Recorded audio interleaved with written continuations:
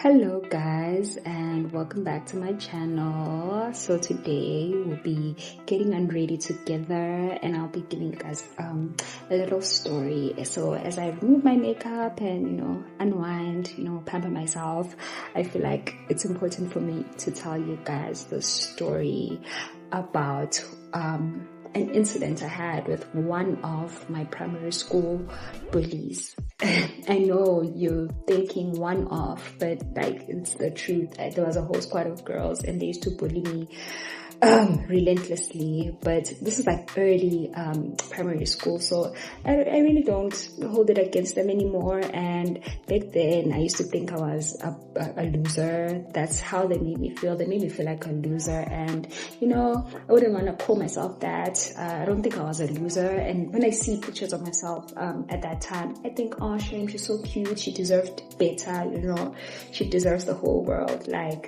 I think I was the coolest little girl. But anyway, into the story. So this is a story about the time I messed up this girl's knitting. I know it sounds crazy because we're little girls. Why are we even knitting? But anyway, let's call this girl Lily. I'll call her Lily because her name, it starts with an L too, but her name was so unique. I think it's unique till this day because she's the only person with that name that I know ever.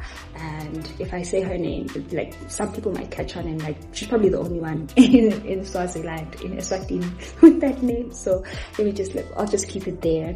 Anyway, so this girl, man, anyway, so we had a knitting class in second grade 2.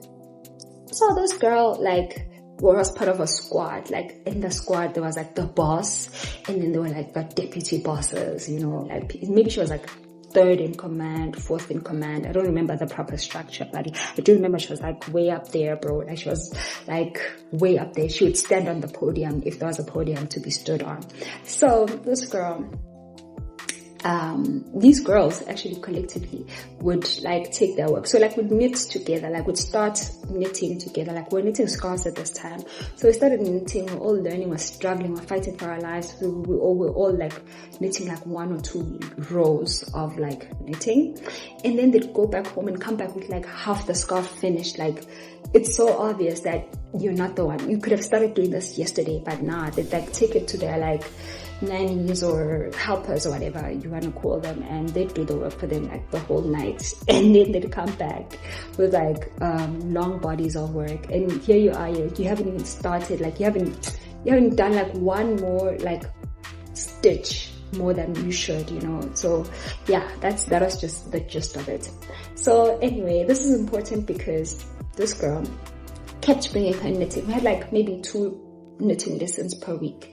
This girl kept bringing in her work each and every day to give the impression that she was doing this herself, so maybe she was trying to keep up with the others, the real bosses, because their scarves were long, but hers was it's still long, but it's not as long as, you understand. So she was knitting during break, she's knitting whatever, and she had a cute little scarf, those powdered blue. I still remember the color because it seared into my mind. This is a core memory, you guys. I hope you guys understand that. So anyway, so this girl brings her work into school and stuff. She, every chance she gets, she should be seen. There was part of her personality at this point, now looking back.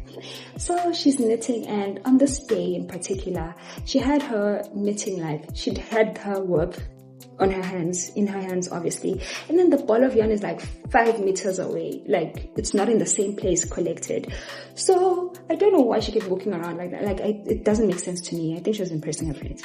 So anyway, this girl, I trip over her work because I was kind of clumsy, for a long time in my life, and I was mortified.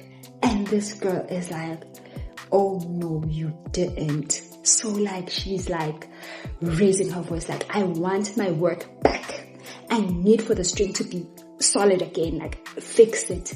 I'm like, oh my gosh, what am I going to do? Because I didn't know, like, knowing now, like, I could easily have just tied a knot and she would have continued knitting and then snipped the rest of it like any flyaways. Nah. And because she didn't know how to knit as well, because if she was the pro that she was claiming she was, she would have known to just like, it's no biggie, you know. So here I am, like, with the ends of the broken string, like, sticking it together, and that's obviously not going to work. And and now I'm like praying that she doesn't shout enough for like everyone, like the bosses to hear, you know. I'm like, keep it on the hush, but then she kept raising her voice. And I was just like, you know, at some point I stopped caring because I was like, I don't know how to fix this. And luckily for me, the bosses didn't care enough to like pursue this any further. So I got away with it. So Lily, wherever you are, I'm sorry. And I hope you guys enjoyed the story of my bullying. And please comment down below if you've ever been bullied before. And please subscribe if you enjoyed this and like the video. So thank you so much for watching. And I'll see you on the next video. Bye.